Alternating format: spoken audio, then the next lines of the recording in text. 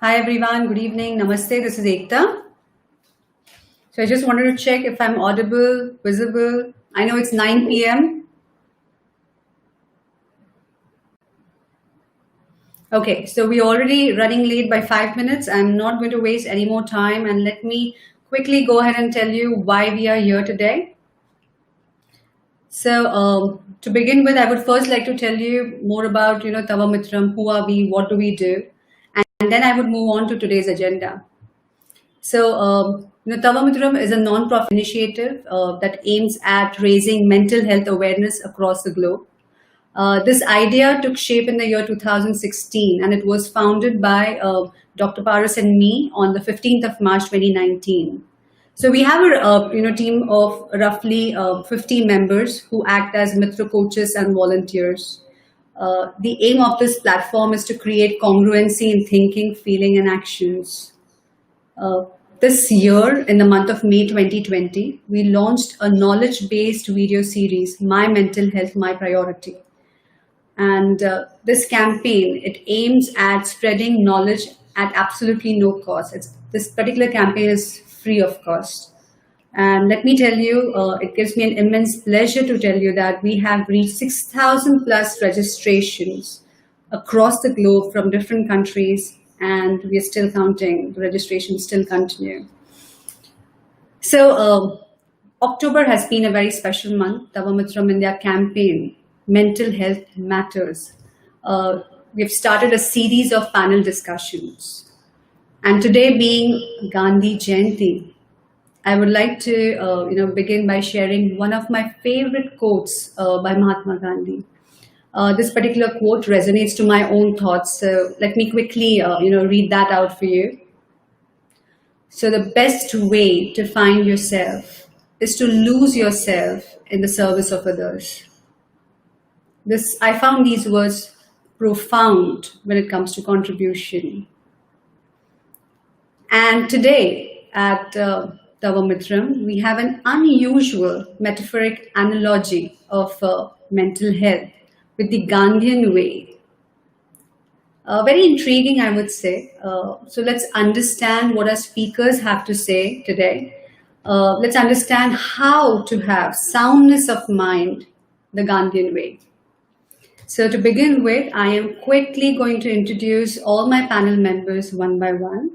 So I would like to welcome, first of all, Pawan Kumar Saini. Pawan, namaste.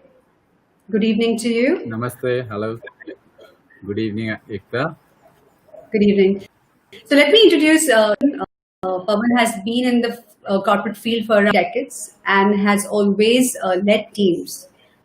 Leading people and helping them tap in their potential has been his mission of professional life. He has worked in the technical as well as human resource space. Pawan is an engineer with a postgraduate MBA degree, and currently he is pursuing his PhD. Let me also tell you, Pawan is a Mitra coach with Tava-mitram. So Pawan, once again, warm welcome on this panel discussion. Namaste to you. Thank you, Ekktaa. So nice to be here today with all the other panel members. Thanks, Pawan. Let me quickly go ahead and introduce you to our second panel member. So I have Poonam Jain with me, alchemist coach with over 20 plus years of experience in information technology, vision board, and alternative healing. Poonam works closely with people to empower them to unleash their potentials in order to achieve their goals and vision. And let me tell you her mantra of life, which is very, very interesting. She believes, focus on the present to change your future. Within you is the strength greater than any life challenge. Really, really profound. So warm welcome, Poonam. Namaste to you. Can you hear me, Poonam? Yes, I can hear you. Namaste, Ekktaa. Namaste. Thank you. It gives me a real immense pleasure to welcome my third panel member, and she is beautiful Kashmira Lad. Namaste and hello to everyone. Namaste, Kashmira. Kashmira Lad is a digital content creator, and she holds a celebrated media career with India's leading publications. She has extensive experience in the area of content and marketing, and she's the founder of Contentia Digital Bangalore. She also runs a platform for women's fashion and empowerment while actively working towards supporting women to embrace their true self through her insightful writings and free sessions. She has been a two-time finalist at the Orange Flower Blogger Awards, and she has been featured on Big FM Goa for her contribution as an author. So once again, Kashmira, warm welcome on this panel. Thank you so much, Ekktaa. It's a pleasure to be here. I'm really excited to be, discussing much more insightful topics with you on this session. Look forward to you. And the next panelist I have, let me just check if I can get him on board. So Mohinessh, can you hear me? Yeah, Ekktaa, I can hear you. Mohinessh, I cannot see you. Okay. Looks like a technical glitch there. So before Mohinessh appears on the screen, let me tell you something about Mohinessh there. So Mohinessh is a professional coach currently, and he is based out of Singapore. So he's joining us today from Singapore. He has made the shift into coaching recently, after realizing what gave him true happiness. Previously, he has worked as a deputy director at Myntra and a brand manager at Titan after graduating with an MBA from FMS Delhi, one of the premier business schools in the country. So warm welcome, Mohinessh, and finally we can see you. Namaste to you. Thank you. Thank you for the warm welcome, Ekktaa. Namaste to you and to all the panelists and also to everybody viewing us. Thank you. And last but not the least, let me go ahead and introduce you all to Dr. Paras. The reason why we are all here. So Dr. Paras has 15 years of work experience in the field of training and coaching services. He is the founder of Dr. Paras Wellness. He's a mental strength professional, and he has been into the field of mental well-being close to a decade now. He has received a Young Leader Award in 2018 from ICF USA, and he has been recently recognized by EMCC UK as the Global Coach of the Year. His profound belief and contribution, led him to form this non-judgmental platform, Tava-mitram, to create mental health awareness across the globe. So, Dr. Paras, warm welcome to this panel discussion. Namaste to you. Namaste and good evening and namaskar and welcome everybody and all the people who are watching us. Thank you for acknowledging our efforts and being with us for so many years. So thank you once again, and thank you to all the people. I think Mohinessh is from Singapore, so it's pretty late evening what I could see, Mohinessh, but thank you for joining us today on this beautiful day that we are creating a difference in and getting a smile on everybody's face today. So thank you. Absolutely. So I would request, all the panel members to quickly, talk about, maybe 2 or 3 lines to let us know your interest and contribution to community. So we can start with, Pawan, then we can move on with Poonam, Kashmira, then Mohinessh and Dr. Paras. Yes. Thank you, Ekktaa, for this wonderful opportunity. And for me, what I would like to share is that mental health is one side of the coin and physical health is the other side, one impacting the other all the time. I personally have made a small difference in people's lives by teaching them yoga. This has helped them work on their physical health and in turn get mental peace too. As one gains mental peace and tranquility in this way, the healthy mind starts to take care of the body. Today, most of our diseases are a result of our mental ill health, and I feel fortunate to be able to help people come out of it with this method. I think we all need to have the ecosystem around us, which is about the mental health, so that we are physically in really good sound condition. So I truly believe mental health is a priority and we need to take care of it. That's fine. Absolutely, Pawan. Thank you. We need to maintain the balance between mental and physical health. Beautiful. Thank you. Over to you, Poonam. Okay, thanks, Ekktaa, and thanks, Pawan, for this wonderful thing. You're absolutely right. Mental and physical health are very important, and in the same journey, as you already mentioned, Ekktaa, for me, the key mantra is focus on the present, and within you is the strength that lies there, right? So, because when you are able to focus on yourself, you're able to take things further for the benefit of the society. So, the key thing that I focus on and talk about is that along with your physical health, mental and emotional health are very important, because when you're able to balance your mental, emotional aspects of things, you would be able to really take things forward in a much better, in a positive way. So, the key aspects is that focusing holistically onto your health, where mental and emotional is a very, very important part of everybody's life. And with the current situations going around, this plays more importance, where we need to connect with each other and look out for things. So for me, the key thing is also it's in giving that you receive the most. So the more you're able to support people during the emotional and mental support, that's what you would also receive, and that's where you'll be holistically fit and have the strength and power to do what you really look forward for. That's it from my side. Thanks, Poonam. Over to you, Kashmira. Thank you so much, Ekktaa, and to the panel members. I would say my contribution to the community has particularly been intensified during the COVID phase, where I've been actively involved in raising awareness, initiating discussion around the need to be aware of one's space and the community as well, in terms of maintaining hygiene and safety levels. So I've been actively writing around mental health, particularly for women in social media, because this is a wonderful platform to connect with people using the power of words. As a writer, I believe in that.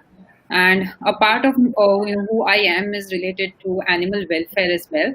And in this COVID phase, when food was not available for the voiceless, I've been actively contributing for animal welfare and ensuring that animals in my community are also well looked after. So this is just the small ways where I think we can work silently behind the scenes towards helping the community at large. Beautiful. That's community is the need of the hour. We all have realized that. Yes. Thank you so much, Kashmira. Over to you, Mohinessh. We want to hear from you.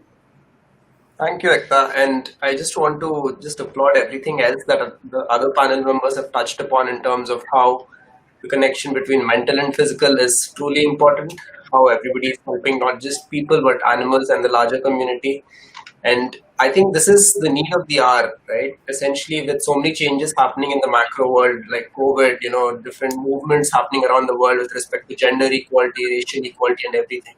I think what is most critical is at an individual as well as the community level, it is about soundness, not just of the mind, but of the heart-mind continuum, because your emotional happiness is equally important as much as your intellectual happiness.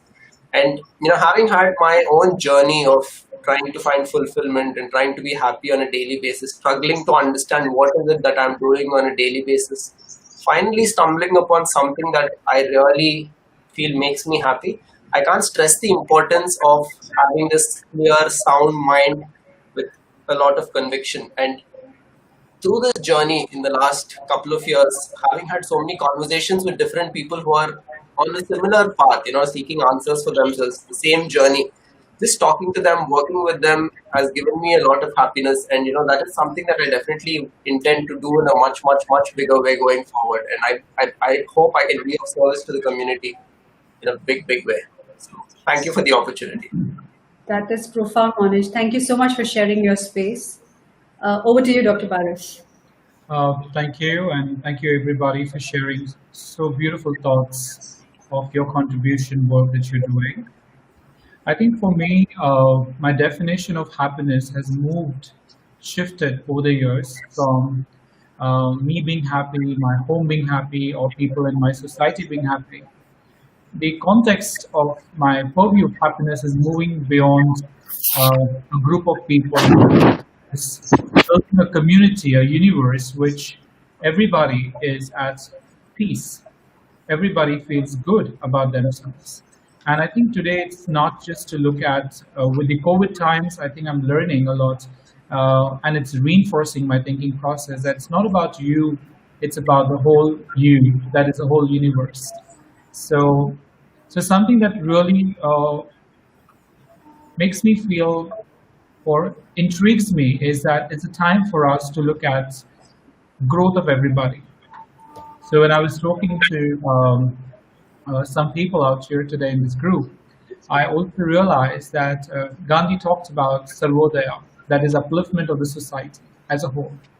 And I think it's very high time for all of us not to just be self-centric, but also to be to look at the whole universe as you, or as your whole universe. So I feel contribution is very, very important to upliftment of the society at large from different strata of society. And I think Tava-mitram has been a fantastic idea that started as your friend. You're never alone, you're always there.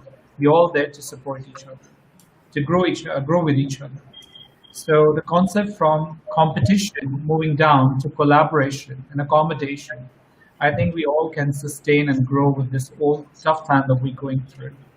So thank you so much once again. Thanks, Paras. Thank you so much for sharing your space. So now, before we move ahead with our panel discussion, a quick question to our audience. So audience, if you can hear us, here's a quick question for you all. My first question is, you can, go ahead and write it in one word. What does Gandhi mean to you in your life? Or what do you resonate with Mahatma Gandhi? Or the best word would be, what principle of Mahatma Gandhi do you relate in your life? Let me quickly add that in the comment section here. Just give me one moment. I have added it in the comment section, and I'm going to also add it in the screen. Just give me one moment.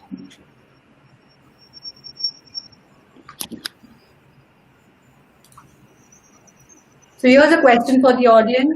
What principle of Mahatma Gandhi do you relate to in your life?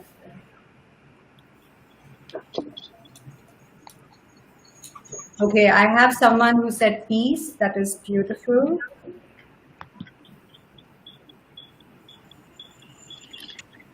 Wow, we have another profound answer, that is Satya. Beautiful. Truth.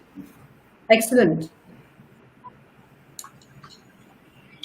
I repeat, the question is on the screen. What principle of Mahatma Gandhi do you relate to in your life?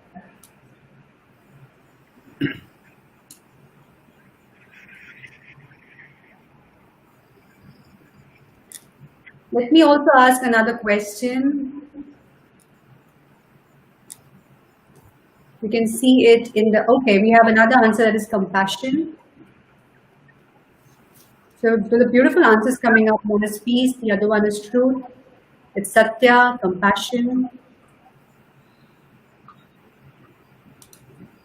Again, compassion. So here goes the next question. It's in the chat.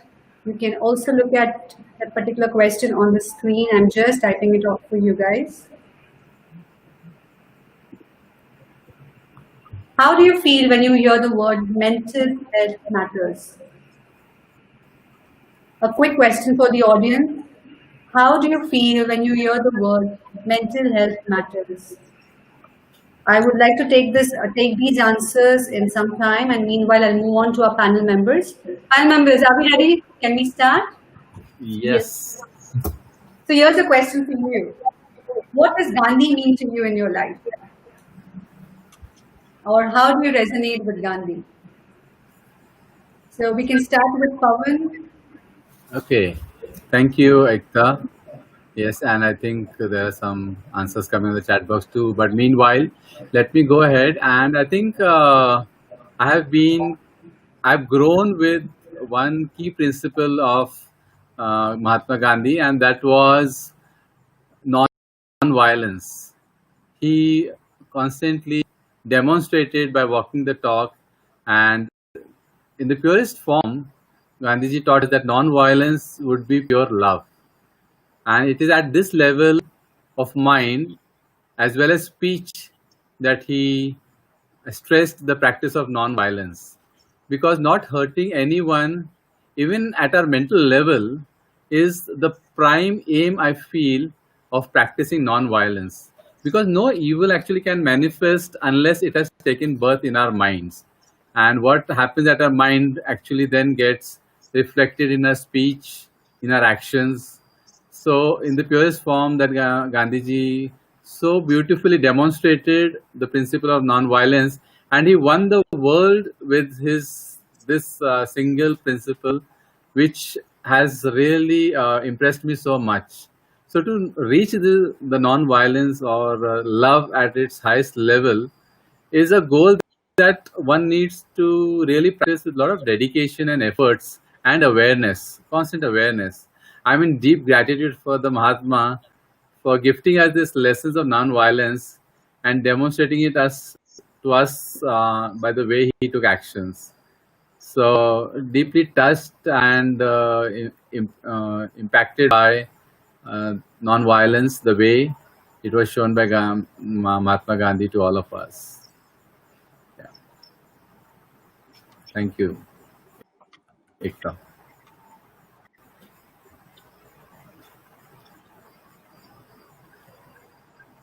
Yes, Kashmira, would you like to share and go ahead meanwhile? Yeah, sure. So as Ekta had asked, what do we resonate with Mahatma Gandhi, or what does Gandhi mean to you in life? And I feel we need a firm belief to stand up for what you believe in and to focus on one's ethics. And Gandhi displayed that with his beliefs and ideologies, and he stood strong by his values. This resonates with me as my ethics, they always define my decisions and the results that I create in my life. And as I firmly believe in myself, I'm able to align myself to my goals without any self-doubt, or I don't worry about being pulled down by what people say, because I believe in myself.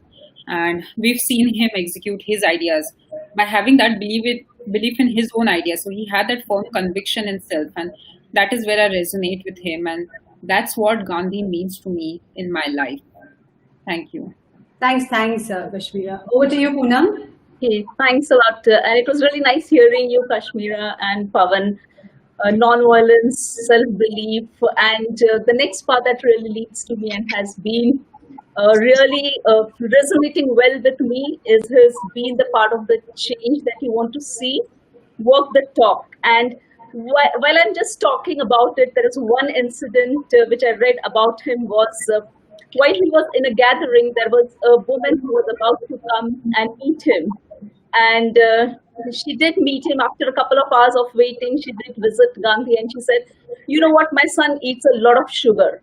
I want you to really tell him to stop eating sugar because it's not good for his health. So Gandhi just listened to her and told her, can you do one thing? Can you come and meet me after 2 to 3 weeks? She still insisted, and Gandhi insisted that please come and meet me after 2 to 3 weeks. I'll definitely speak to your son. She couldn't understand why is this that Gandhi is talking to her like this, but then she abided to what he said. She went back with her son and came back after 2 to 3 weeks. And then she told Gandhi, okay, can you meet my son now? So Mahatma Gandhi said that yes, of course, I'll meet your son now. He did have a good conversation with him where later his son agreed that okay, I'll start working on certain activities which can help me to stop reducing eating the sugar. And seeing this, the woman was really happy. So she went ahead and then asked Mahatma Gandhi that thank you, and she applauded him to help his son change the mind to stop reducing or eating less sugar. But then she was really puzzled of why did he ask her to come after 3 weeks. So she asked him, what made you to tell me that I should come after 3 weeks? So he said, you know what, when you asked me 3 weeks ago that I should tell your son not to eat sugar, I was the one who was eating sugar then. So how can I tell him to stop eating when I have not passed through that journey? So how can I really do that? So I have practiced of not eating sugar and I know what that journey is. So if I have to bring that change in somebody, that change has to start with me first. And that's where she was really zapped with this answer, and she really was so happy to hear that, because now Gandhi was able to direct and guide her son of how not to eat sugar or maybe reduce eating sugar. So that's the key thing that really resonates well with me, is that when you're asking somebody to change, the change starts with you. So that small change, if you're able to bring in, and especially considering the mental health awareness part of the things, if you're able to bring that small change within you, you will start radiating that energies to people around you. So that's one thing which resonates very well with me. Walk the talk, and then you bring the change within you and around you. Over to you, Ekktaa. Thanks, Poonam. Let's quickly hear views from Mohinessh and Dr. Paras. Yeah, thank you, Poonam. I think that was a brilliant story. And, the more I keep hearing about Gandhi and what he stood for, I think the more we continue to be inspired. And, Mahatma Gandhi is obviously a symbol for many. He has stood for a lot of things. Personally, what I take from Mahatma Gandhi's life is his dedication to service to oneself and also service to the larger community. Right from living an austere life, making his own clothes, his self-reliance was probably one of his most commendable abilities, and also his ability to have a revolutionary vision for getting India independence and to be able to inspire and communicate that to people so that everybody buys into that vision, right? And to be able to be so steadfast in his approach that this is the way we will achieve this in the face of extreme opposition, in the face of constant resistance. That ability to be so clear in what he wants to achieve and how he wants to achieve it, that will only come from a very crystal clear clarity, unwavering belief, undiminished courage. And I think this is what Mahatma Gandhi stands for me as a person. That was brilliant, Mohinessh. Thank you for sharing. So, Dr. Paras, your views. I'm so astonished, and going back to so many stories and learnings of Mahatma Gandhi ji. For me, Mahatma Gandhi ji goes back to the roots of the concepts that I learned in my philosophy in Jainism, and there we had one subject of Gandhiji as one subject completely, and I was so impressed because he does not talk about moksha or talks about how to get spiritual thing. What he talked mainly was connecting the spirituality to psychology. Jainism principles come a lot from living a life in the now, in the way we are living our lives, how to live our lives. So, and Gandhi ji picked up a lot of his learnings from there, and many more maybe. And his learnings really helped me to become more self-reliant and to help me to understand how to hold your own values and what are values and how you could learn and stand by your own values and how they're important to you. So I also did my master's in Gandhian thoughts, which is very much in India from Kamraja University. And it was brilliant learning about his concept of Swavlambi, that is being accountable. Be accountable for your own self. You take your responsibility, take charge for your life. And when you do that, like what Poonam described it, once the change begins within you, that's where you could guide, inspire, empower others. So for me, I think it connects a lot with mental health awareness for me, that is important for our responsibility, our accountability to work on our emotions, to work on ourselves. If you're not keeping well, not with physical, if you're unwell, we immediately go to a doctor or something because it's visible. But mental health is not very visible when it begins. It takes its own time, and people are watching outside the window for hours and they don't realize what's happening to them. So it's important to start taking accountability and have psychological education. And we have also run a campaign which is called My Mental Health, My Priority. So maybe it's a very good campaign for you to increase your psychological awareness and understand how would you like to account for your own self. Because if you want to change and bring a change in the community at large, it all begins from you. And that's something which helps me to take to the very interesting thing about, he also talked about Ram Rajya. Ram Rajya can be viewed from various lenses, When I was reading from Dr. Late Sunny Sutton, his book of Incredibly Unbelievable, he talks about what Ram Raja, and he talks about, mentions Gandhian philosophy, that whatever you have in surplus, okay, is not what you give, is you give when you have whatever you have. And I think that's really makes a lot of difference. And I think his teaching is his essence. He's a thought leader for me. I think Gandhi means to me an, some sort of essence to feel and take that learning and move ahead. It's not a physical dimension, but a lot of spiritual energy that I feel that, hey, okay, this is something I can think, I can take accountability, I can do this thing by myself. So it means a lot to me, and it's very emotional when I hear about what he really means to me. He's a superhero for that. Thank you. Thanks, Paris, and it was really profound. I would like to bring in everyone in the room, all the panel members. Thank you for sharing your thought. That was really, really brilliant. And yes, we have some comments from the audience. I hear someone saying that accountability, this resonates so much with my mental health, my priority campaign. Absolutely it does. And let me tell you to the audience that you can sign up for this free certification program, My Mental Health, My Priority. You can log on to our website, www.tava-mitram.org.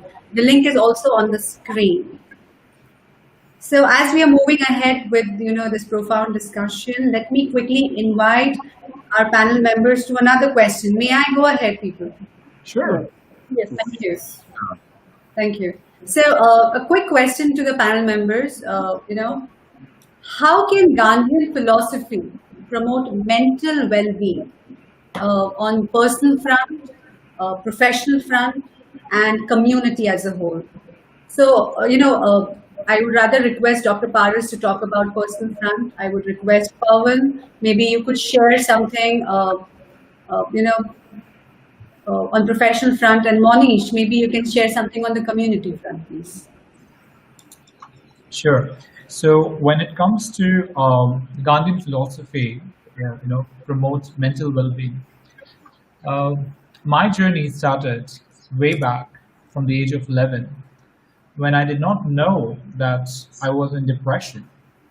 I was in depression of not knowing and questioning and being sad and nervous and don't know what's happening. Something in my pit, in my gut was always like, hey, something is going. And I didn't realize it for years.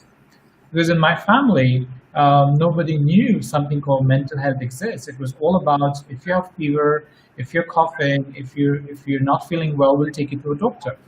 But which doctor I really wanted to go, they did not know, did not have a clue about it. And till the age of 21, 22, I was moving through different phases. It never was understood by anyone that, hey, you are going through any mental health issues. It was always about the sadness and going through stress and pressure, building, constantly thinking and overthinking. But when I started learning about psychology and started learning a lot of concepts, escaped to spirituality and learned that, hey, that's not me. I want to learn, I want to live my life, I want to be happy, I want to find peace.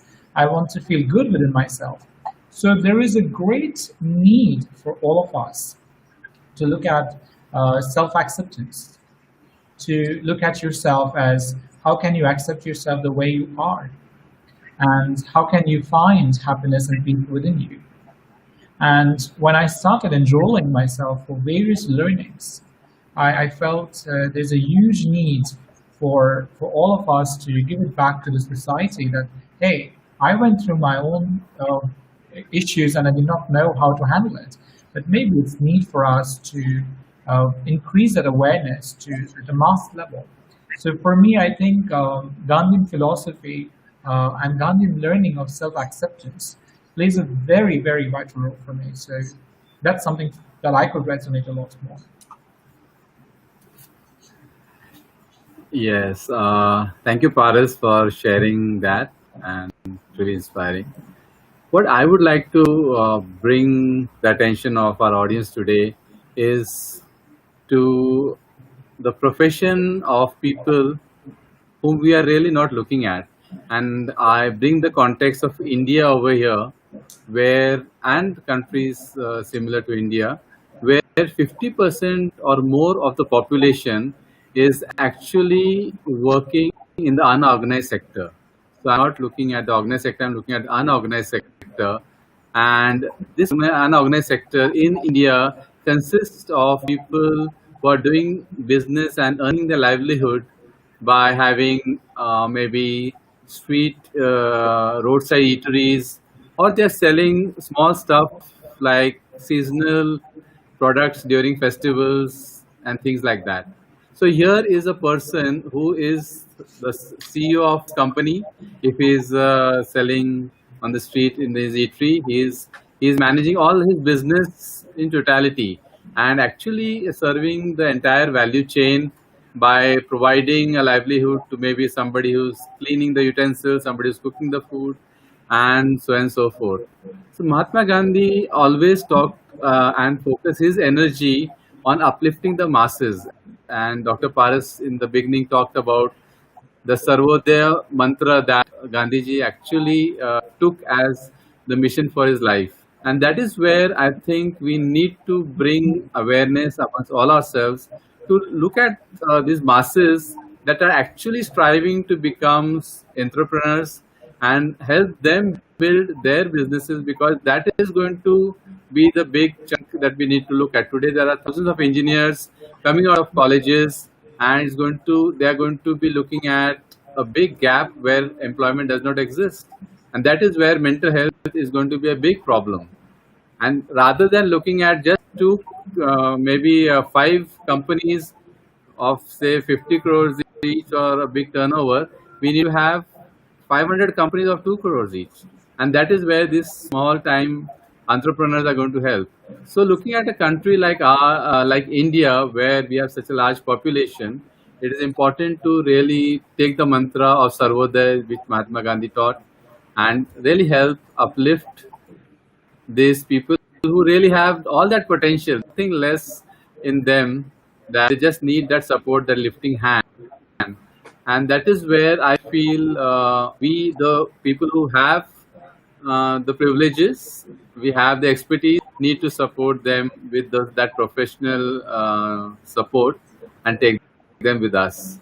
So truly living Gandhiji's principles of uplifting everyone, we need to take a target of at least supporting whatever number we can, and take that journey ahead and make this place a wonderful place to live. I think that's what I would like to take on. Thanks so much, Pawan. That was really beautiful analogy. So yes, we're waiting for the next member to talk. Yeah. So again, I think great insights being shared here. When it comes to community and how mental well-being can affect the community as a whole, I don't think there is a better example than Mahatma Gandhiji's life itself, right? Because he dedicated his life to community. And I think you can sum it up in one very nice phrase: one for many, many for one. What does that mean? It means fundamentally that I will live for you all and you all will live for me. And that is the philosophy with which he moved forward in life. And even if I have to look at how this works in a country like India, where there are so many different kinds of people, so many different states, unity in diversity is what India is known for. So emphasis on the word unity here as a community, though we are coming from so many different backgrounds, we are all united in how we stand. And I think at a community level, what is really important and what we can learn from Mahatma Gandhiji's life is firstly to be having a very, very strong acceptance of ourselves and a very strong belief about what we feel is right, and not being swayed by anything and everything we hear or we see nowadays from different points of view, right? And also, while we are standing for what we believe in, we are also in a very peaceful and non-combative way being mindful of what everybody else is standing for. And I think acceptance of everybody else's point of view, understanding that not everybody has to stand with you and approve and feel the same way about everything the way you do, but still holding on to what you believe, what you feel is true, and respecting the other person's point of view, and together coming up with a very ecosystemic, collaborative approach to come out with an answer, a solution, a way forward to move into the future. I think that is what we can learn from Gandhiji's way of life and how we can apply it to the larger community context. Thanks, Mohinessh. Let me just get all the panel members on the screen. Great going, people, because let me just read out some comments. Someone has mentioned brilliant first half, going good, interesting discussion.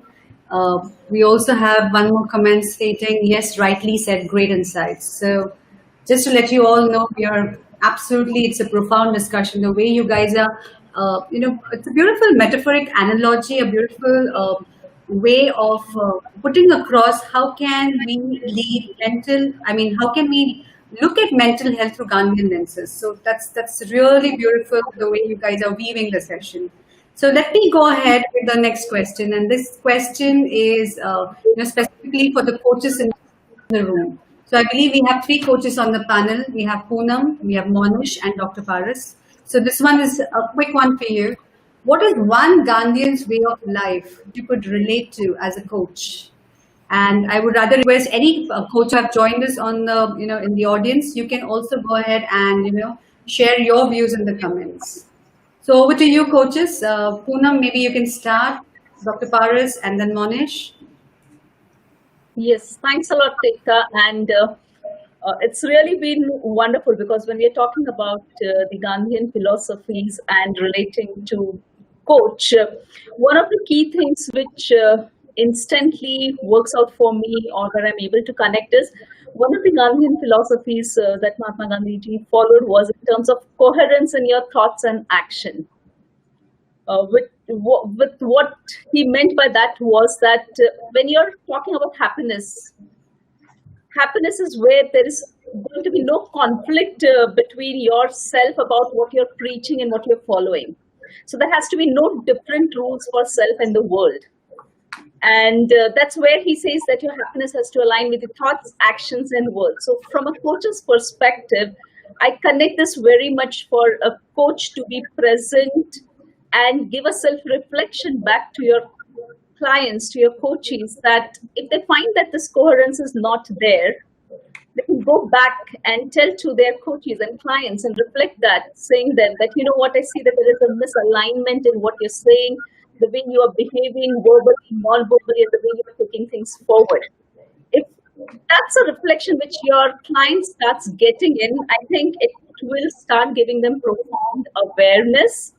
And that's how I relate the Gandhian principles or philosophy of getting coherence in thoughts and actions with the coach's ability and capability to be present and give a self-reflection back to your clients and bring that profound awareness with them, because that's where we as coaches work primarily to challenge our customers or challenge our clients to bring the best out of them. So over to you, Ekktaa. That's what I would connect with. There is one word that stays with me, is awareness. Thank you so much. I have added the question on the screen, so if any of the audience wants to reply, you can go ahead and share it in the comment section, and we would be happy to relate. So over to you, Dr. Paras. We would like to hear from you. Thank you. I think, Poonam, you really set the platform for coaches as about creating the awareness and having that wonderful space that you hold for your clients. What comes to me or what resonates me, the Gandhian way of life in a role of a coach, is a metaphor that I would like to give, and the learning is patience. Okay, so for me, the metaphor is onion. The more and more you're peeling, it cannot be peeled because it's going to get a lot of tears for the client as well as for you, because you're doing a big job there as a coach. You're working with deeper issues, and those deeper issues are like peeling off the iron or peeling off the onion. And as you're peeling it, you are reaching to the surface. You're reaching to certain aspects which are so sensitive, and that's only workable, or that's only possible to go there, to reach that spot, when a coach is aware of himself. So mindfulness is something which comes very strong to me. The more and more patience I have, and the more and more I'm mindful about the space that client is holding and what is getting unfolded there. And at a deeper level, it's okay to be vulnerable. It's okay to say this is new. It is okay to say this is not okay for me. It is okay to say, hey, I feel the same. So the three things that I could take for myself is, as a coach, what resonates is the patience. And one of the techniques that I learned with Osho and many other from Indian epistemology and other subjects in philosophy, and Vipassana was another learnings that I could resonate a lot, is to witness your thoughts. So just when you're working with your clients, with having a lot of patience, how to get that patience is to do a lot of self-reflection. And the more and more I'm becoming aware of myself, the more and more I'm peeling the onion within me. And that's what I could get in touch with my own self. And becoming mindful of holding the two spaces that emerges in that process is where I feel a greater success for coaches. And Gandhian philosophy worked wonders here. So yeah, thank you. That was very powerful as well, Poonam, to bring in the space of creating awareness and becoming mindful and having patience. Yeah, that's true, Paras.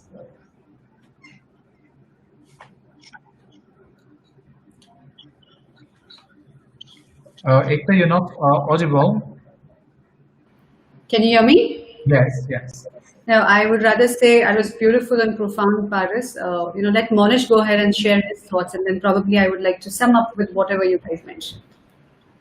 Okay, thank you, Ekktaa, and thank you, Paris and Poonam, for sharing. Again, very, very profound stuff here. For me, I think mine is a little, little unique case because I've just gotten into coaching recently. So I've been able to see both sides of coaching as a client as well as a coach.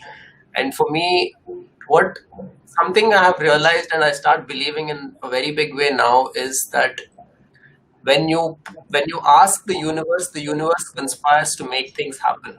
And how this translates in a coaching practice for me, what I take from this is that when I start taking responsibility for my own happiness, the universe will show me all kinds of possibilities, all kinds of people will come in to support me in my journey, and I will find greater and greater happiness than I had ever asked for. So in the coaching practice itself, how I would translate this is that when I'm working with clients and whenever there is any stress or anybody is experiencing any negative energy, firstly acknowledging their current situation and looking inwards for an answer and seeking clarity rather than looking outwards and blaming the situation or blaming what is not happening.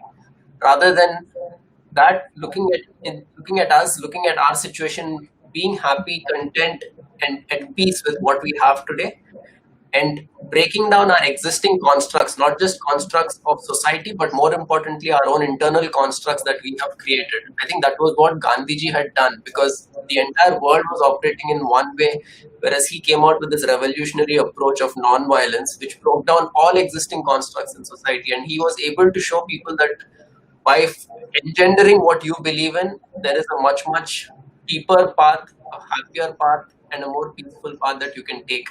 And I think that is something that I really apply in coaching conversations.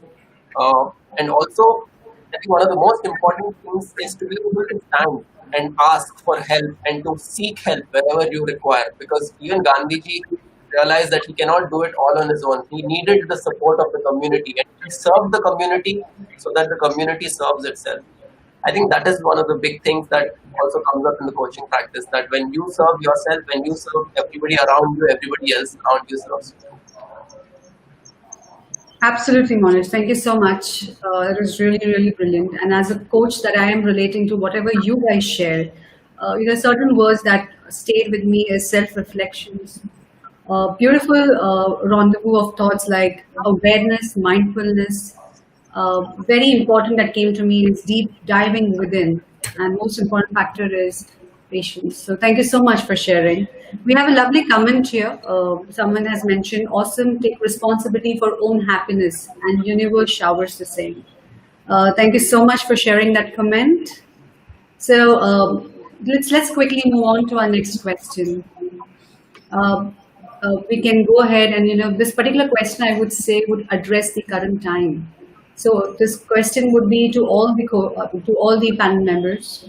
Well, 2020 has been a year full of surprises. It made us question our own existence. So, from Gandhian way of life, how can we be the change agents from mental health per se?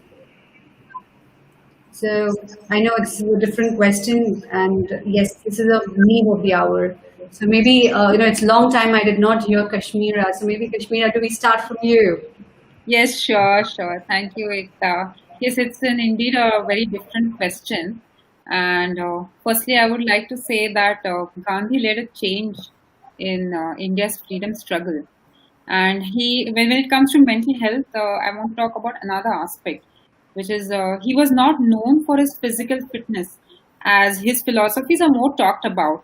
But I think we have a lot to learn from him in this area. Mainly, he showed that we did not eat more than what was required. And you can see this is a major problem that we face in the world today with overconsumption of our natural resources. He was the one who could walk for miles. We already know that he changed history with his walk. But we, in current times, we need a vehicle even for the smallest of distances. We need our car. We need something to go somewhere, which is even close by. In 2020, but I think this year has been full of surprises, as you said. People are more open towards physical fitness and natural surroundings, which I have seen with gyms being closed, and we had these issues. And this itself has elevated mental health because you're exercising in the outdoors, and it has a very positive effect on the mental health. And to be a change agent, I feel we need to walk in harmony with nature, with respect to our surroundings, love for all, just as he did. Because physical fitness is important for mental fitness as well, and both are interrelated. And yes, I did question a lot of things in 2020. And I think being in harmony with each other, with people and with nature, this is the need of the hour. And I think this is where we can, bring a change in, the way we handle mental health and the way we handle our daily life using his principles. Thanks. This was really, really brilliant, Kashmira. Over to you, Pawan.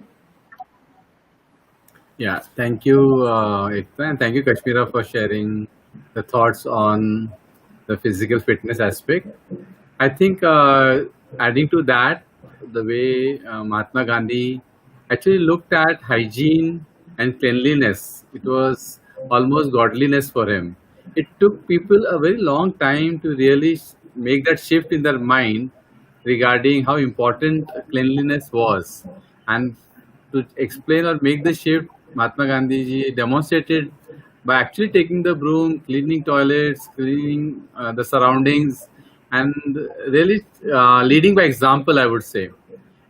Today, I think that need cannot be overstressed. It's the need of the hour. We are all in this pandemic situation where if he was here, I think he would have just pushed us all around to, keep our surroundings clean, keep ourselves clean so that we are not be getting affected by the virus, ensuring that people cover their face with masks, keep social distancing, and all those things that are needed to prevent the spread of the pandemic.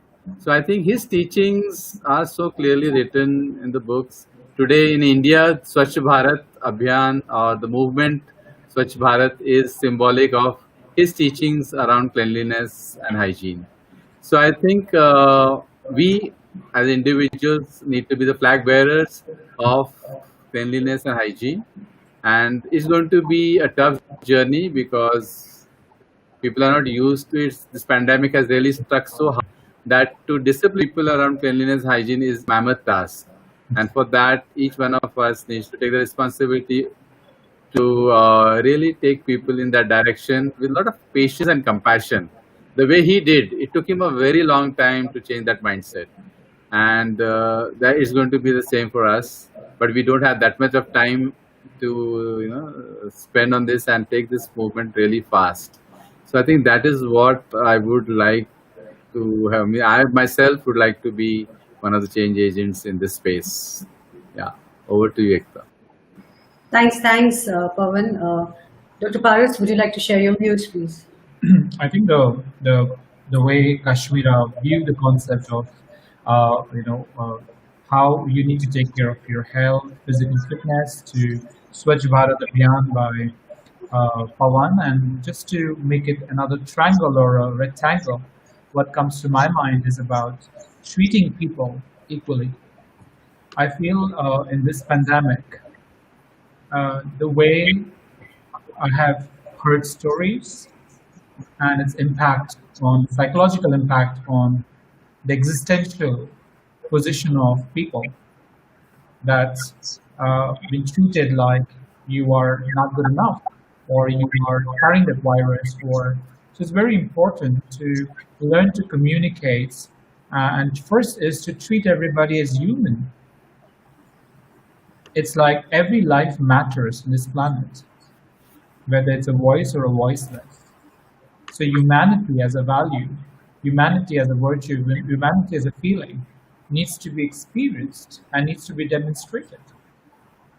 I felt somewhere, and this to be a change agent is to remove the concept of somebody is, you are above somebody, or somebody is not okay, or somebody is not good. You find somebody who's COVID patient, you find somebody who's gone through some suffering. It's important to empathize and respect that person. It is his space or her space or their family space. So I felt it's very important for us to be humans so that we can treat everybody with humanity. And that should not be forgotten as change agents. When Pawan talked about toilet cleaning and doing everything by their own, it talks about equality concept that we always believed in. From people of different strata, we are all together.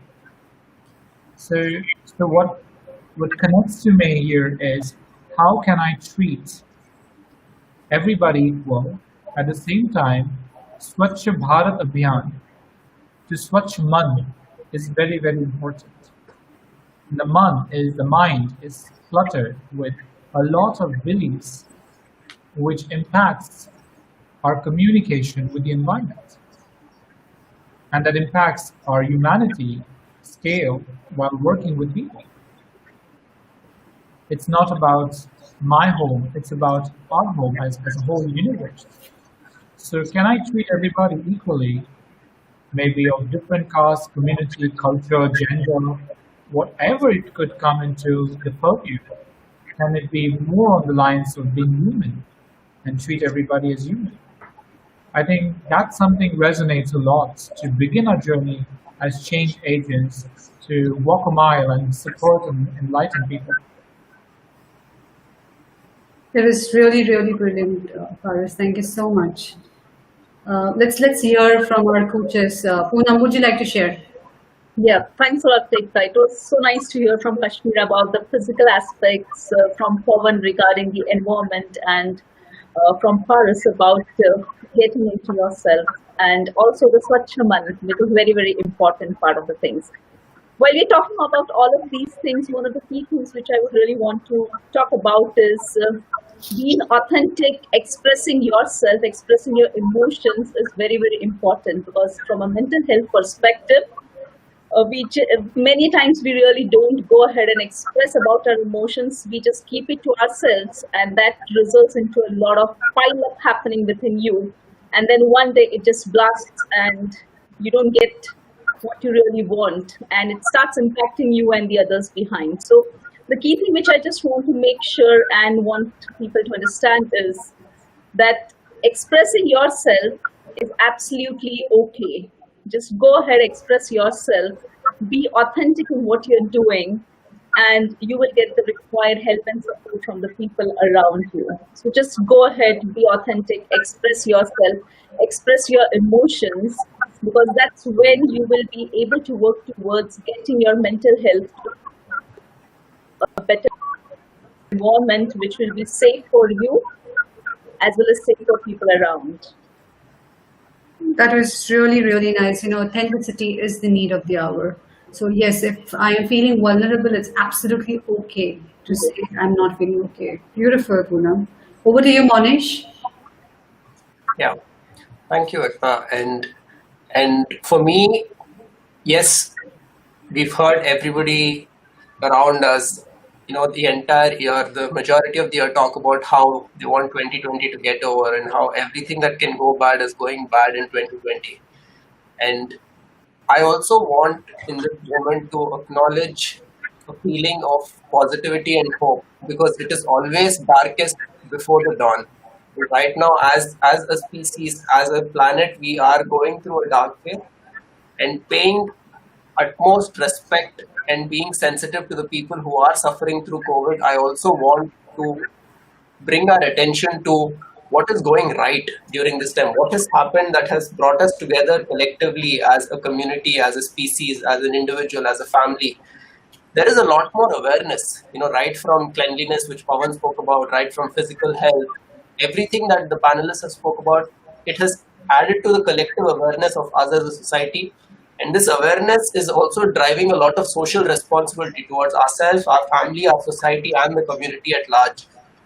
And from this, there is so much action that is coming out collectively where one section of people are constantly serving everybody, a lot of respect and gratitude to the frontline medical workers who are constantly on the battlefront and, serving everybody because they know that pretty soon we will be entering a new phase and we will all come together. And this collective action, this social responsibility is something that I want to acknowledge as a species, as an individual, that this is great. This is something that has come out of COVID. Maybe without this, we would have not have found this amount of cohesion or unity within society.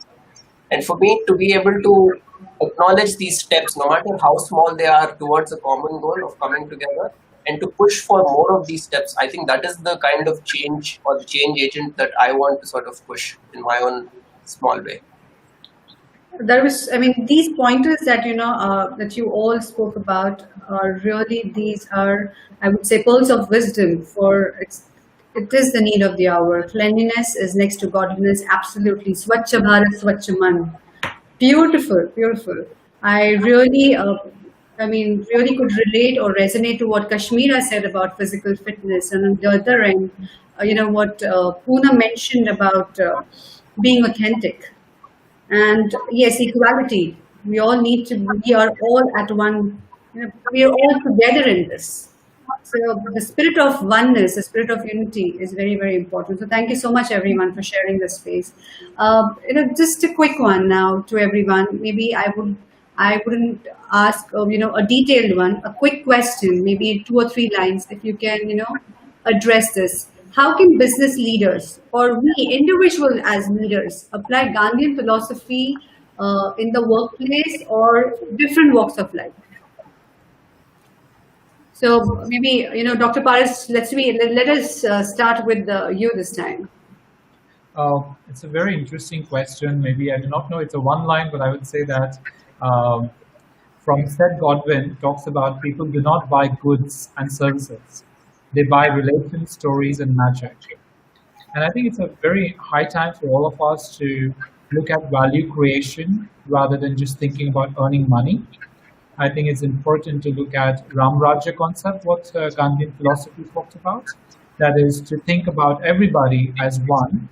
At the same time, one thing that I have learned is stop negotiating and taking advantage of people. I think that's very, very critical these days to look at where, there is no job now, so please negotiate, get the rates down.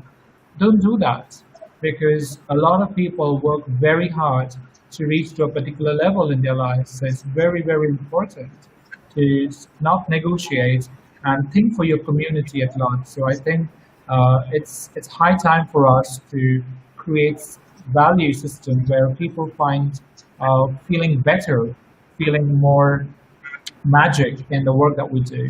Thank you. Thank you. So being human, humanity at large is very, very important. Give equal space to others. Thank you. Over to you, Pawan.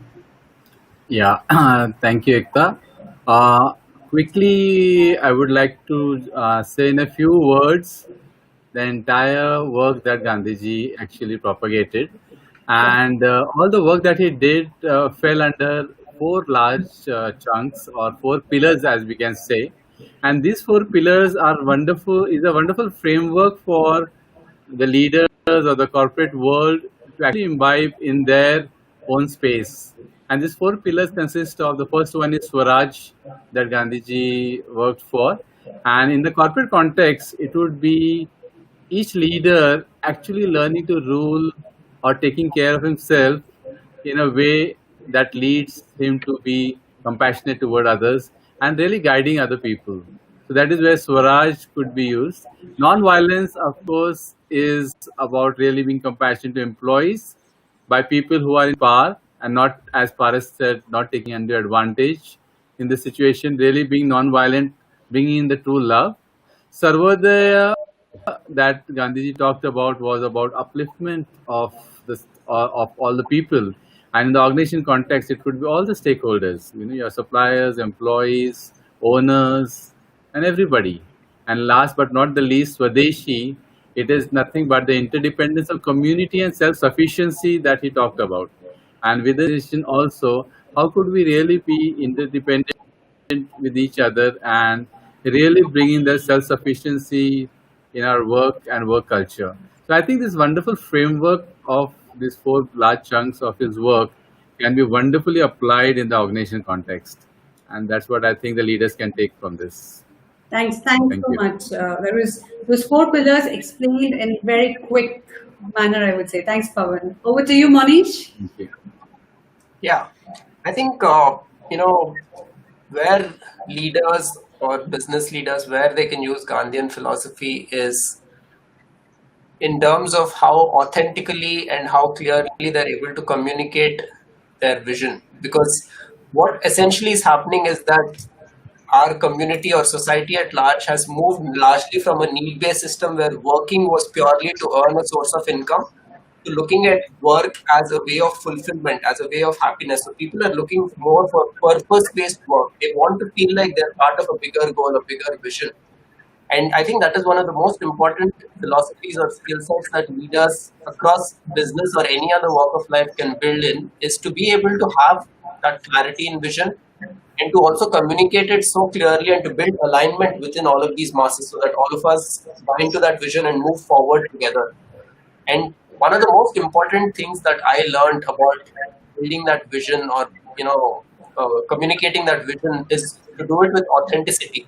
Because when you're communicating something, there is a way you communicate where people get convinced because they see that you believe in what you're saying. More than what you're saying, they see that you believe in what you're saying. And that's all that it takes for them to get convinced and be a part of that vision. And so I think that's the biggest lesson that leaders can take, developing that vision, communicating with authenticity and conviction. And I think Gandhiji has obviously set the best example for that with one of the biggest visions and goals ever set in the Indian context. Thanks. Thank you so much, Mohinessh. Yes, over to you, Poonam. Thanks a lot, Mohinessh. So carrying forward to what Mohinessh has said, that having a goal is one of the key things that leaders can really work, especially having a clear goal. One of the key things that I can connect with what Gandhiji did was, he had a very clear goal about the independence of the country. So he worked with persistence and determination to keep going towards the goal that he defined for himself, which was independence for the country. It was one of the strong forces in achieving it. So I would really want to connect that to the leaders. So we as leaders in today's state must always remember that if we keep our goals clear, as what Mohinessh has said, we need to keep working towards those goals. So with everything that we have, we should just work towards that. The persistence, determination will make sure that one day success will come to us. So the way I would just sum up is that if I have the belief, so if leaders go ahead and say this, that if I have the belief that I can do it, I can surely acquire the capacity to do it, even though I might not have it in the beginning. So your persistence and determination will help you go ahead and achieve the success that you're looking for. So that's how I would sum up with what the leaders should look at forward. Absolutely. Thanks, Poonam. Over to you, Kashmira. Thanks, Ekktaa. Yes, so I'd say leadership and management are 2 key philosophies which we can use as a business leader. And Gandhi handled different people. So he led an entire movement by managing this complex groups of people in a very highly organized manner. And in business, we also have to manage multiple people while ensuring we stick to our values and ethics as well. And I think the business Gandhian philosophy teaches us just that. Over to you, Ekktaa. Thank you so much. I know we are almost on, we have last 20 minutes, 15 minutes rather. So I would not ask many questions, but this one specifically for Dr. Paras, Pawan, and Mohinessh, if you don't mind. Can I go ahead and accommodate one more question, if you don't mind? Sure. All right. So this one is specifically, the revenge and punitive system. This question is around that. How can moving from revenge and punitive system create a stronger mental system when it comes to schooling, corporate, and social perspective? So maybe I would request Dr. Paras to talk about schooling and maybe the social perspective. Mohinessh, if you could address that, and Pawan, if you could talk more on the corporate sector. So over to you guys. So thank you, Ekktaa, for this wonderful question. I'm more wondering, where did I learn the word revenge? Did I learn it at this age, or I learned it way back? Somewhere I feel, where do I find the leaders? Are the leaders today, or we are the product of what we were taught? So it's very important, our foundation, where we learned, where we educated ourselves. How are we being treated in schools? Our teachers in the school are only subject matter experts, or they are very well equipped how to understand the psychology of students, how to treat students from a frame of Gandhian lens of equality. Looking back to schools, to teachers, I'm not complaining or sharing anybody's right or wrong. I'm just sharing that psychological education is so very important, because you are teachers at schooling is creating future leaders.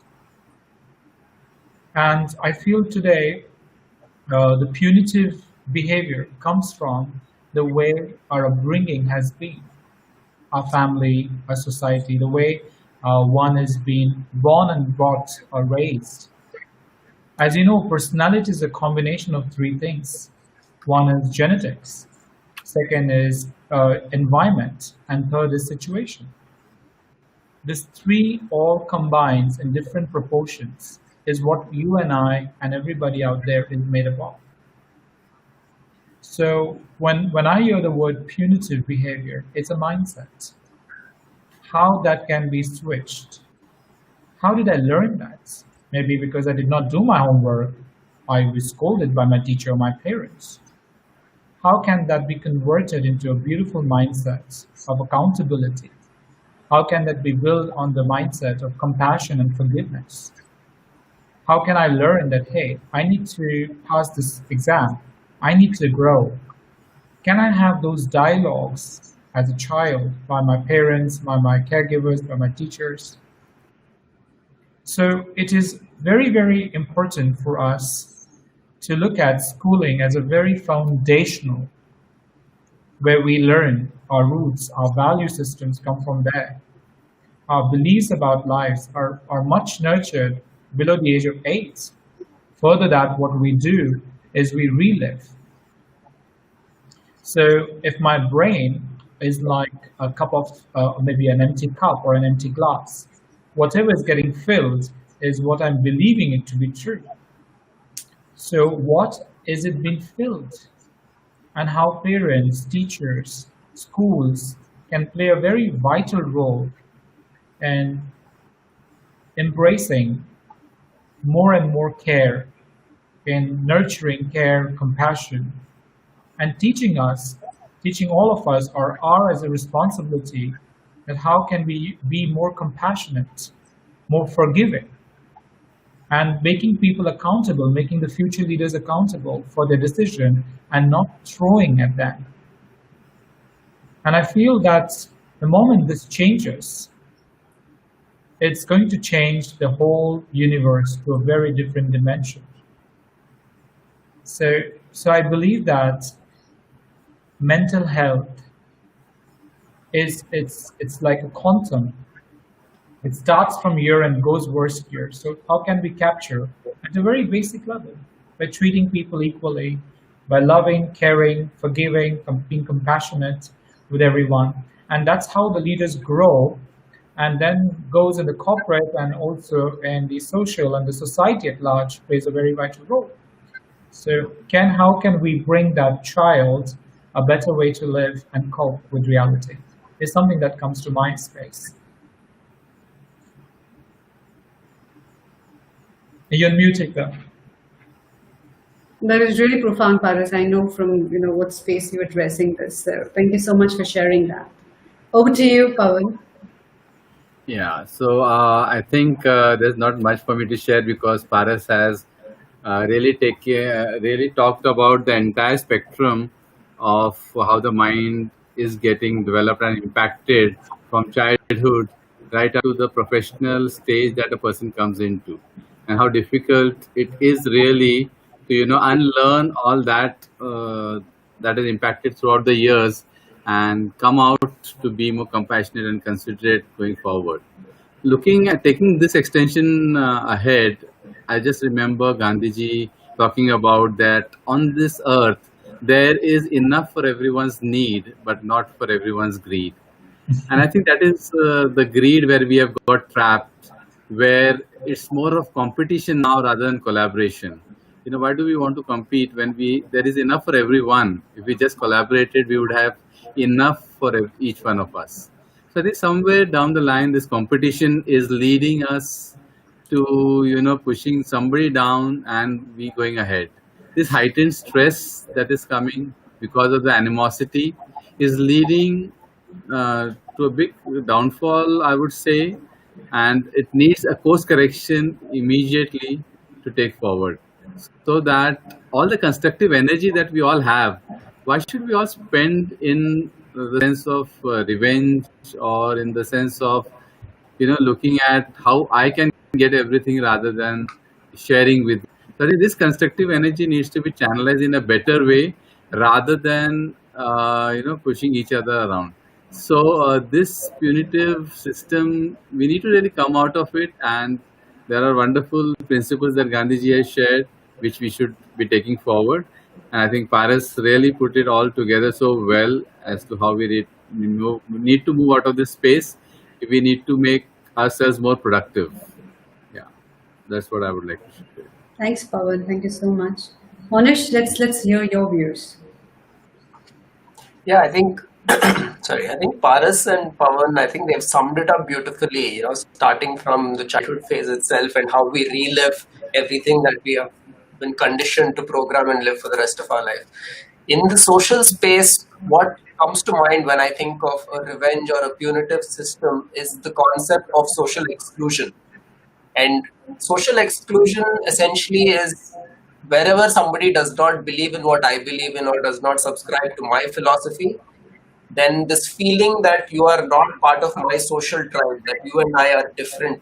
And I think this eventually leads to a very destructive and a very petty punitive system, the way we are seeing it today. But I also want to acknowledge at this point that at a larger level, there has been a shift towards moving towards a more unified approach, moving towards a more stable, constructive approach that will work for everybody. And some of the movements that we are seeing globally are actually proof of that. Because if you look at some of the biggest movements that are happening right now, whether it is to do with climate change and people coming together, whether it is to do with Black Lives Matter, it is all about seeing the commonalities across people, across different species, races, cultures, castes, creeds, everything. And then saying that we are all together, we are all one. And I think that shift has started. It is in the nascent baby step stage right now. But as time progresses, I only see us moving in a much, much stronger way away from the punitive and revenge-based system to a more cohesive, constructive social unity system. Brilliant. Thanks, Mohinessh. So, we are almost we have last 8 minutes with us. So, one of the ways of Gandhiji is being in the moment. Let's practice some mindfulness. So, Dr. Paras, would you like to, take us through some exercise, if you don't mind? Yes. So there is an interesting exercise which I call it as there is an interesting exercise which I call it as just feel. And I would like everybody to just close your eyes for another 30 seconds maybe, and just feel the learnings, that the rich discussions, the people who shared their feedback, the panelists who brought all the learnings, that Gandhiji, who is within us as in a sense. Let us feel that whole energy. And as you're feeling it, I would like to read out a poem for all of you on how community is more important to think, it's the need of the hour. So maybe for the next 30 seconds, I would invite everybody to just feel the learnings that we had. And then I would like to just recite my poem for all of you. Paras, let me know if I can play some music in the background. Sure, please go ahead, Ekktaa. Yes. I'd like everybody to feel the Gandhian essence in all of us, the learnings in all of us.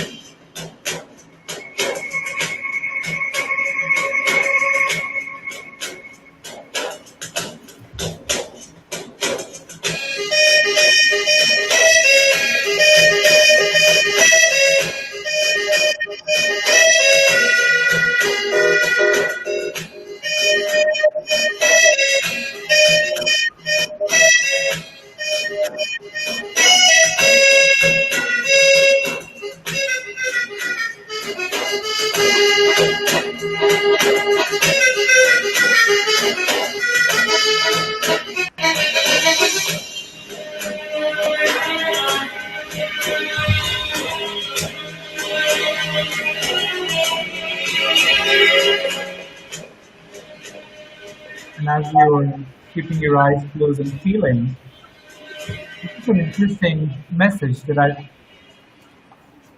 as your eyes are closed and you're feeling. Paras, we can't hear you. Okay, can you hear me now, everybody? No. Okay. Yeah, I'm able to hear you. Yes, we can hear you. Thank you. So, just a poem to all of you. Importance to think from individual thinking to community thinking. The man of today lives in a hole. He thinks he has only his own responsibility to hold. How foolish is this, for he does not realize on the shoulders of him a community thrives. His intellect isn't only his power. He has to use it for community also. We are the makers of community, and we are the one neglecting its rights. Thinking of our own beliefs, getting them by hook or by crook, we have forgotten how much damage it could produce. There is still time, my fellows, to get out from the mind burrow towards thinking of community welfare. Let's start taking interest in its affairs. Let's start creating milestones in its path. Let's inculcate this thing in our minds or in our hearts, that a community grows only by the intellectual of its folks, I must say.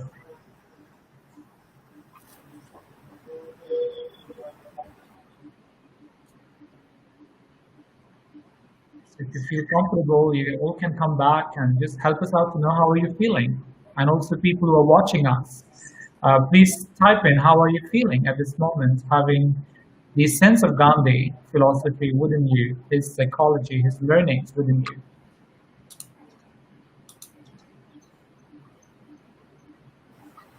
I would request all the audience to go ahead and write your experience in the comment section. We would be very, very happy to hear from you. Meanwhile, I would also like to share some other comments which were there in the during we were discussing several other points. One was very nice 4 pillars. You have made this discussion very profound. Thumbs up for stop negotiating and don't take advantage of the situation. Leading with compassion is the need of the hour. Absolutely profound, thoughts that you guys have shared, and the audience have also been able to pick up. So thank you so much. As we are on the closure of our session, you know, I would request each one of you to go ahead and share, maybe some closing comments from you guys, if you don't mind. And I would request each one of you to go ahead and, share your comments, please. So we can begin from Poonam, then we can go ahead with Kashmira. Okay. So one of the key things which I really want everyone to just go ahead and talk about and say is, we are responsible. So I am responsible for my own health, mental health, which is most important. So if I am not comfortable in that space which I am in, I should go ahead and voice my opinion, go ahead and talk to people around and get that comfortable space where I can share the mental discomfort and get into mental comfort, because that's very, very important for the success of anything that you're looking for in your life, be it personal or professional. So everything starts with what is in your mind. So please go ahead, work on your mind. Your mind is the most powerful thing, and it will help you achieve what you're looking for. So that's what I would like to mark it as a closing comment for everybody. Thanks, Poonam. Over to you, Kashmira. Thanks, Ekktaa. So I believe we have to work on stopping the stigma that is associated with mental health. We need to have healthy discussions or conversations around the subject, just as we would discuss, say, problems around physical health. And there is a need to acknowledge these difficult feelings. And we need to work on resolving internal conflicts. And I'd like to say that Tava-mitram's Mental Health Matters campaign is a reminder for us to prioritize our mental health. And it's great, it's absolutely great to have such platforms like Tava-mitram, which is absolutely non-judgmental. So I think we should all just clap for the team Tava-mitram here, a small round of applause as a closing statement from my side. Thank you so much for the team. Thank you. Thank you so much, Kashmira. Over to you, Mohinessh. Yeah, I think what I would like to say as a closing remark is that for each of us, our life is the outcome of our results. Our results are the outcome of our actions. Our actions are the outcome of our thoughts, and our thoughts are the outcome of what we feel, believe at a deeper level. And because of that, there's nothing more important than your own mental health. And my mental health is my priority. And again, I would really like to thank the panel here, as well as the Tava-mitram campaign. Mental health really is the most important thing. It matters. And I feel we should definitely have more of these and create more awareness and remove stigma, the way Kashmira has said. So again, ending with my mental health is my priority. And I wish everybody feels the same way and comes out and makes their mental health their priority. Thank you. Thank you. Thank you, Mohinessh. It was brilliant.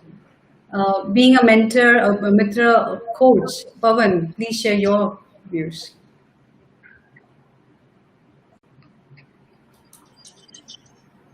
Pawan, you're on mute, I guess. We can't hear you. Okay. Can you hear me now? Yes, we can. Yeah. Firstly, I would like to thank the entire panel here for this immersive experience that they helped me with today. And it was wonderful hearing each one's views. I think the strategy that Gandhiji always used is what I would also recommend, where he started with the individual and then went to the society. Because if one works at the individual level, finally is going to impact the society, So that is where we as individuals need to be accountable for our own mental health, become really strong mentally and physically, so that we are really tough and having that energy to take it forward to the others.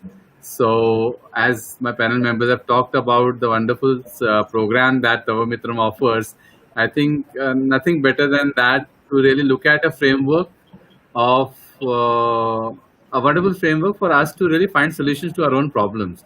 And once we start understanding our own problems, I think we are getting an insight to the problems of others. So this will be a wonderful way I would recommend everyone to take up, as I experienced profound insights going through this certification program. And it's really helping me in a great way. So thank you so much, Tava-mitram, for this wonderful opportunity. Thank you. Thanks, Pawan. Over to you, Paris. I think I would like to, first of all, thank all the panelists out here who really took their time, donated their time, contributed their time to Tava-mitram platform and shared their pearls of wisdom. Also to Ekktaa for doing such an amazing work of supporting and being a wonderful host and an anchor and a moderator and helping us to manage the time as well and giving us equal opportunity. I could see that. What I would like to get to my closing statement is I want to invite the three monkeys in the room. I want to invite that to all the people out here. The three monkeys are symbolic, talking about, in Hindi it says, Bura mat suno, Bura mat dekho, Bura mat kaho. I would like to translate that, stop listening to negative things, because those negative things impact us. Stop talking negative or negativity. Talk to people and bring and increase the awareness. So, and watch good things. Gandhi really talked about a movement that the world can be a better place. And I think we all need to really contribute to that thought and make our minds a better place for our body to live peacefully and for the community to grow large. And on a WhatsApp today, I really saw one which is very interesting, which is saying that Bura mat type karo, Bura mat like karo, and Bura mat share karo. So I think good things starts with your thinking process. Good things starts with how are you and how is your Swachh Bharat Abhiyan, Swachh Man, taking you in your walking, helping you to walk a mile ahead. So I wish you all the best. Remember the three monkeys. They are the best ones, symbolic, to help us to move towards positivity and thinking better and better for self and the community at large. Namaste. Thanks. That was really a lovely closure, Paris. Thank you so much for that. From the entire discussion, what stays with me personally is care, compassion, and contribution, and that is the need of the hour. That's what I could learn, from each one of you who have come up with your own way of, putting across what does Gandhi mean to you. That was really beautiful. And like what Gandhiji says, where there is love, there is life. And that's the mission of Tava-mitram. That's the mission of mental health matters. Let's spread compassion, let's spread love, and it's the spirit of oneness that would connect us locally and globally. So I would rather thank all the panel members for your valuable time, for your valuable contribution, helping Tava-mitram to raise mental health awareness. And we at Tava-mitram highly value your contribution. Thank you so much. So, as we are on the closure, I would, quickly, request the audience. I would also thank the audience for being there, actively participating and letting us know your views in the comment section, and always being there for us. Your support with Tava-mitram has been tremendous, and we can't just say thank you to that. There's much more that it means a lot to us. So as we are on the closure, just to mention, if you haven't signed up for the My Mental Health, My Priority campaign, then quickly register here on the below link. Let me go ahead and share the link with all of you. Just give me a moment. It's there very much on the screen. You can access our website, that is www.tavamitram.org, and you can sign up for the free registration campaign. Also, if you wish to become a global digital volunteer today, you can go ahead and join us. You can see that particular link on the screen. It was very much available on our website, that is www.tavamitram.org. And in case of any queries or questions, you can personally mail it to, you can mail it to us on info@tavamitram.org, or else you can directly also write it to Dr. Paris, which is drparis@tavamitram.org. If you have any ideas, if you have any feedback, you can definitely write it back to us. Yes, so we have series of panel discussions this month.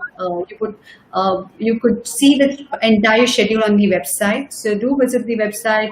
You would get all the details. Our third panel discussion, it is scheduled on the 6th of October 2020, and it is going to be in Marathi, something different that we are planning to do. It's going to be at 7 p.m. So stay tuned. For more updates on this drive, please follow us on our Facebook page and Insta handle Tava-mitram, and you can also subscribe to our YouTube channel, Dr. Paras. So that's all from our end. Thank you so much to all the panel members for taking out time and coming up, really researching on this topic and coming up with this beautiful analogy. So really, really thankful to all of you. Gratitude from Tava-mitram. Namaste. Thank you. Namaste, everybody. Thank you for joining us. Thank you, audience. Thank you for being there. And on this note, I would say namaste to you all. Thank you. Bye-bye. Namaste. Bye. Bye-bye. Right.